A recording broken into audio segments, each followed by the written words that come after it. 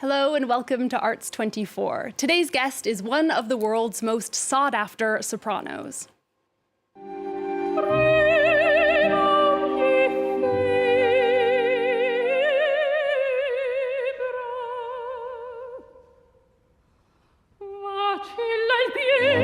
Pretty Yende grew up singing at her local church in rural South Africa. This past year, she dazzled Westminster Abbey, where she sang for the coronation of King Charles. She's performed on renowned stages from New York to Vienna to Paris. She's currently back in the French capital playing Olympia in the Tales of Hoffman at the Opéra Bastille.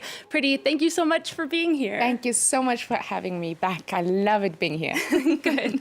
And I hope you don't mind, but I do want to start by asking you about the coronation, because I know it sort of propelled you to a new level of stardom. What was that experience like for you? It was the most extraordinary experience, which I almost missed because I had an accident on stage in Vienna while doing Manon, and it was almost impossible to know whether I'll make it or not. And in my heart, I was like, this is one occasion that if I have to crawl up the steps of the Westminster Abbey to get there and be there for that moment, I will do it.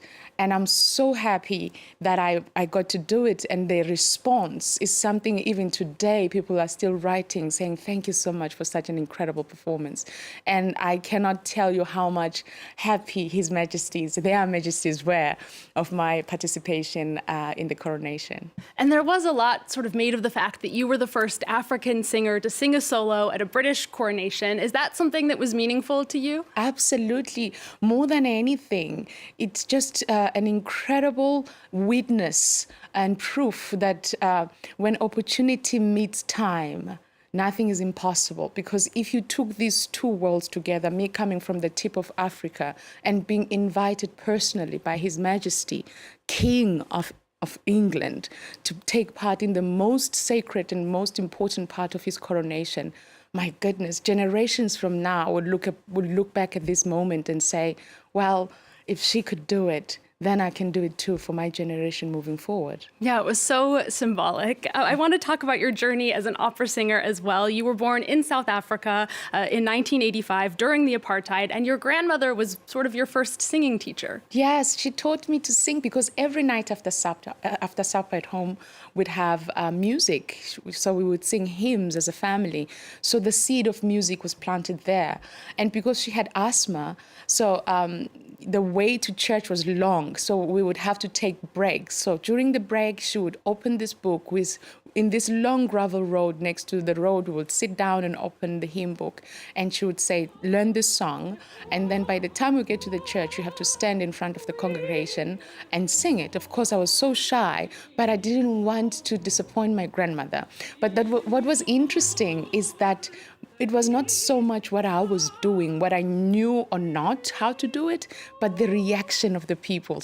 So when I saw the smiles of the people and I said, wow, if what I'm doing makes them feel that way, I love doing that. And this has been the Pretty Journey hashtag today. And you first discovered opera music in a commercial of all places. What was it about opera in particular that drew you? When I look back, I think it was really the power of the human voice. It is so unique. And with opera and in this art form, it's exaggerated in a most beautiful and unique way. I mean, even our speaking voices, no one speaks like the other. The resonance, your voice type, you don't sound like anyone else, and you are powerful. And it's something extraordinary that through the operatic art form, it is enhanced. I knew, somehow my heart knew what it was, but my mind had no idea what it was. And because of what I had before, with my grandmother being taught how to sing, I said, well, if human beings can do it, then teach me. Surely if you can teach me, I can do it. And here we are. Yeah, it's certainly a superhuman skill that you have. You've performed all over the world. You're back in Paris this autumn with the Tales of Hoffman, which, from what I can understand, is basically about one man's doomed love life. Your character, Olympia, is one of his 4 love interests. Now, in a production in Hamburg earlier this year, you sang all 4 of those roles. This time, you're only doing Olympia. Tell me about her as a character. Is she your favorite one? Oh, it's so hard to choose the favorite because as an actress, because I love acting. So that's why I took on the challenge of wanting to do all of them. And I'm so grateful. I did the debut in Valencia, in Spain, and then most recently, of course, in Hamburg.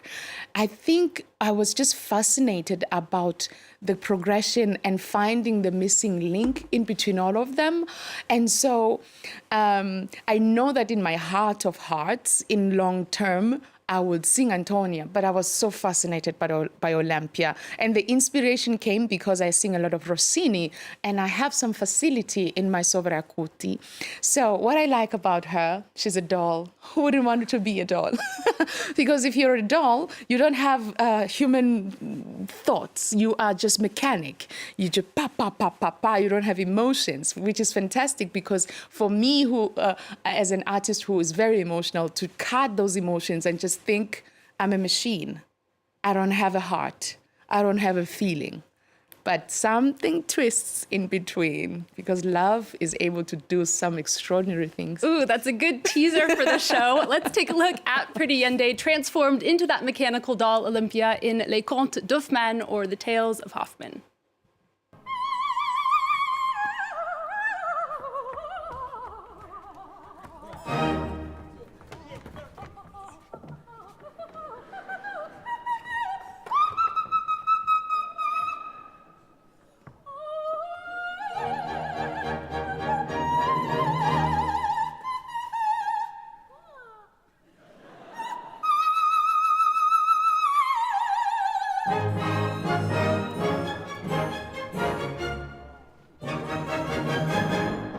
Now, Pretty, for the Tales of Hoffman, you're singing in French, but you perform in so many languages: English, Italian, Zulu. Do you have a favorite language to sing in? Of course, French. I am so in love with the French language. I mean, I speak fluent Italian, but I noticed that my work process when I have an Italian opera is a bit longer in terms of technical, intricacies here and there. And whereas for the French language, the working process seems to be shorter. And I am always looking forward to singing French. And I cannot wait to be here long enough so that I can even start to really speak in French, because I can understand French and I speak when I can, but I should speak more. So it's really the delicacy of the language, the romance of the language, and it's so tender. And somehow vocally and stylistically, my heart is always excited about the French language. Well, you will be spending quite a bit of time in France coming up. You also will be performing at the Opéra Garnier in a special event marking 100 years since the birth of Greek-American opera legend Maria Callas. What does it mean to you to perform at that event? And was she perhaps one of your models? She is, in so many ways. When I was at the University of Cape Town studying opera, I was introduced to different kinds of art making. It was explained to me that the way of performing doesn't only end with the notes and singing perfectly, but it's communication. And few artists are able to go beyond the threshold. It's a faith game. It's a leap of faith because you've studied perfectly. But if you go just beyond, you touch something divine, I call it the actual language of music that doesn't have our words and our comprehension, but it is able to be an exchange of virtue from the performer to the receiver and backwards. You don't have to sing, well, you try to sing everything perfectly, but your communication is authentic, it is honest, and it is penetrating, and it's a gift that is very unique, that when you are in that space and you're listening to that particular performer, your life is transformed. You are never the same. And Maria Callas was one of those incredible legends, which even to this day, I look back, I watch her master classes, hearing how she taught and everything. And I'm very grateful that I'll be standing on the very stage that she stood many times at the Opéra Garnier and performing one of my favorite operas that she has sung in arias that she made legendary, from the Traviata and the Sonnambula. Oh, it's so beautiful the way that you talk about her. Now, your other Paris performances have included Juliette in Romeo and Juliet and Violetta in a modern social media-infused version of La Traviata. Let's take a look at that performance.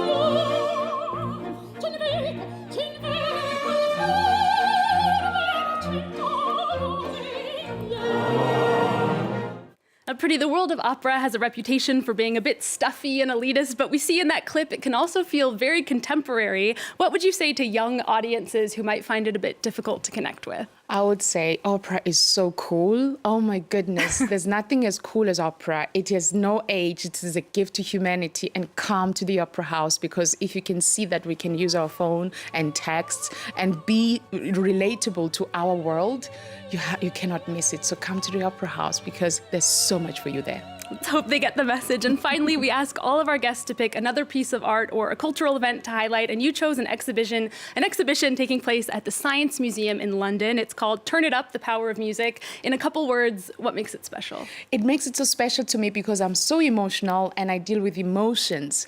And the power of what happened when I heard music for the first time, I've been searching on how to make that magic happen. And science is trying to bring proof to that. And of course, when the heart is concerned, sometimes even science cannot explain so much, but it is fascinating to see how the world of science is trying to put words in what we feel and get emotions from the opera house and performances around the world. Pretty Yende, thank you so much again for being here. It's been a pleasure. Merci bien. A reminder to all of you that she is performing in the Tales of Hoffman at the Opéra Bastille here in Paris. We'll end with a look at that exhibition, Turn It Up, at the Science Museum in London. Thanks for watching. There's news coming up on France 24 after this.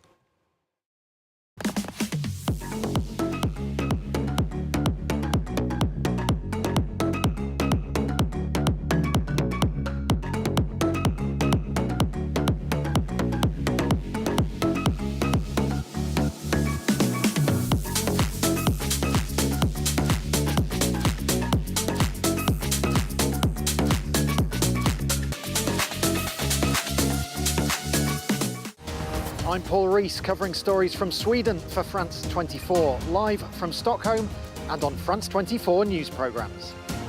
Paul Rees, one of the 200 France 24 correspondents around the world.